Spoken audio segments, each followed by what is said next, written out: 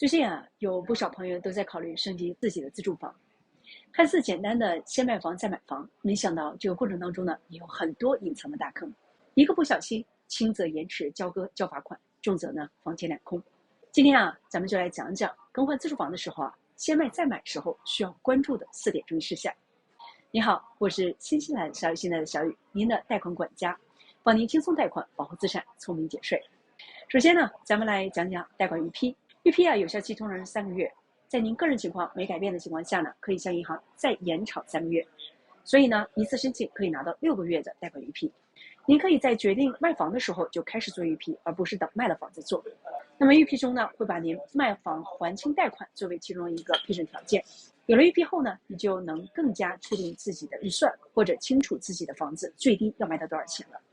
在贷款预批这里你需要注意的一个大坑呢，就是先卖房呢，由于可能不了解银行政策，一不小心呢，可能要把所有卖房的钱都要还给银行，而不是您要卖的房它所剩的贷款余额。那么这样就导致无法进行下一步。如果您要卖的房子和其他房产抵押在同一个银行，那一定要在卖房之前先咨询好您的贷款顾问，或者联系我们，帮您计算一下卖了房子之后呢，要还给银行多少钱，再做下一步的行动。有时候要先把打算卖掉的房产独立抵押到一个银行，再做预批会比较安全。接下来呢，我们来说说交割日期。先卖房后买涉及到2个交割日期的确定，这里呢，您一定要小心谨慎，因为通常情况下，日期一旦被买卖双方确定下来更改就会比较困难。如果您的旧房已经卖出，只是尚未交割，那么可以尝试将新房的交割日与旧房设置在同一天，这样可以避免搬家2次的这个麻烦。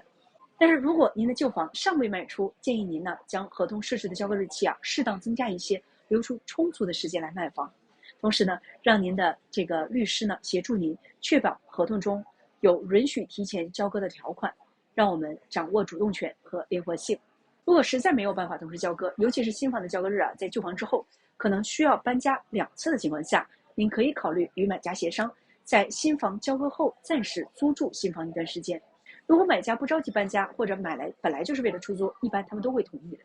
最后呢，我们来聊聊，如果在购买新房时，这个旧房尚未卖出的时候，这个首付怎么来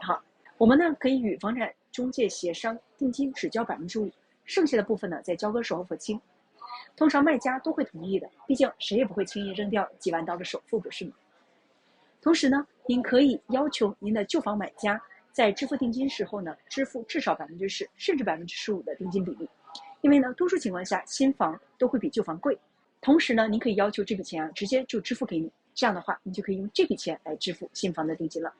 那么最后提醒您，就是如果在这个签订新房购买合同的时候，您的旧房还没有售出，请一定确保你的购房合同当中呢包含代售旧房的条件。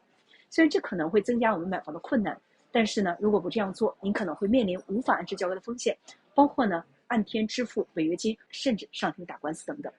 希望以上这些信息对您这个有所帮助。我们在上一期视频当中呢，还讨论了换房的时候呢，您是先买再卖还是先卖再买好？如果您感兴趣但没有注意到这期视频，欢迎您点击收看。如果您在买卖房产过程当中遇到任何疑问，或者贷款方面遇到疑问，欢迎跟我们联系，我们将为您量身定做解决方案。好，今天就到这里，我们下期再见，拜拜。